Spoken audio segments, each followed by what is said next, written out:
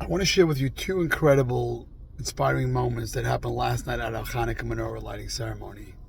Last night was something very, very special. We had hundreds and hundreds of people came out from our community to celebrate Hanukkah. But what made it even more special is we had at our Hanukkah ceremony a lady by the name of Orit. Orit just arrived from Israel to spend a few days in Miami to help something that's so near and dear to all of us. Is the people from her town of Kfar Aza. Kfar Aza is one of the kibbutzim that got hit very hard on October 7th.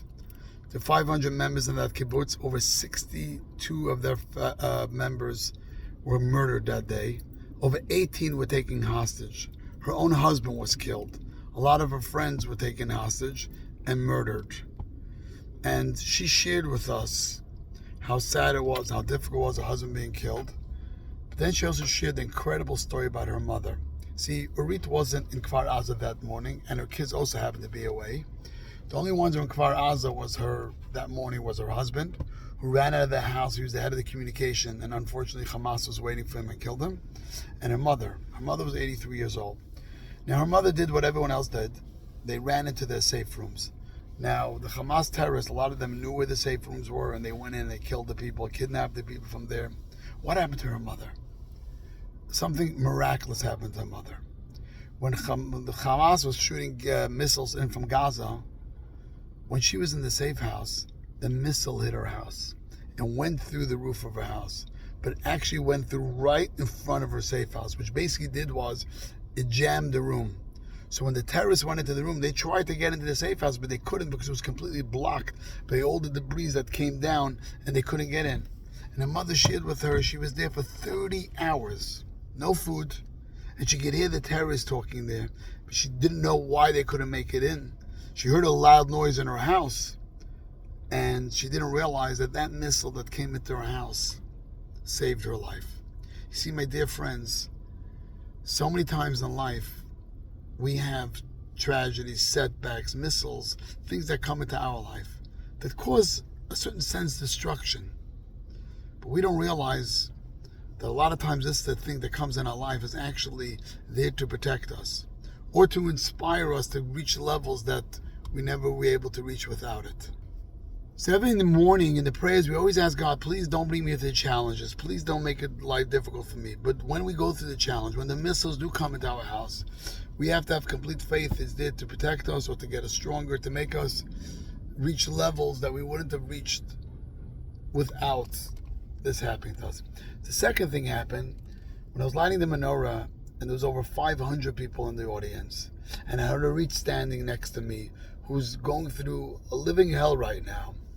I reminded myself of a story that I heard that happened during the Holocaust.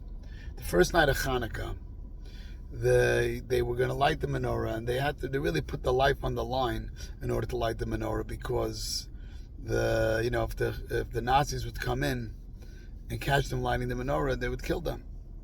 The rabbi got up and he made the first blessing, and then he made the second blessing, and on the first night of Hanukkah he made the third blessing, the Shechianu. And he pauses right before, and he waits a minute, and then finally makes the blessing. And the people wondering, like, why are you waiting? Why didn't you say the blessing right away? So he explained to them afterwards, a blessing is something real, and you have to think about what you're going to say. What is a blessing, Shechianu? Thank you, God, that I made it to this moment. Shechianu v'kimonu v'giyonu, that I witnessed this moment. I am at this moment. He said, how can I say Shechianu v'kimonu? Thank you, God, we made it this moment when there's dead bodies all around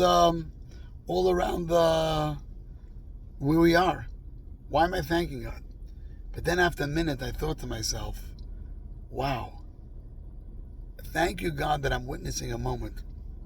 And in spite of the death, in spite of the destruction that's going on over here, yet what do we want to do? We want to light the menorah. And I thought of this story there last night again, because before I said the name, the blessing Shechianu, I thought of that story. I said, look, we've been through, as a Jewish nation, hell the last 2 months. First, we're witnessing our brothers and sisters being slaughtered and violated on October 7th.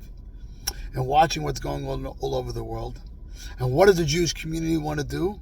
We want to come out stronger than ever to celebrate Hanukkah, to celebrate the miracles of Hanukkah, to celebrate being Jewish, to celebrate Am Yisrael Chai, to recommit ourselves to being more Jewish, to recommit ourselves to do another mitzvah, to recommit ourselves to be a light unto the candle, light of the candle, menorah, inspire the world. And standing with the written, she was holding the shamash and saying, wow, we as a Jewish nation standing together when we witness the darkest moments since the Holocaust. Yet what are we doing? We're coming together as a Jewish nation.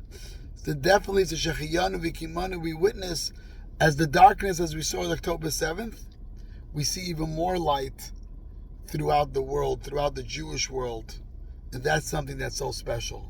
And may we hope and pray of the miracle of Hanukkah, where a little bit of light dispels a lot of darkness.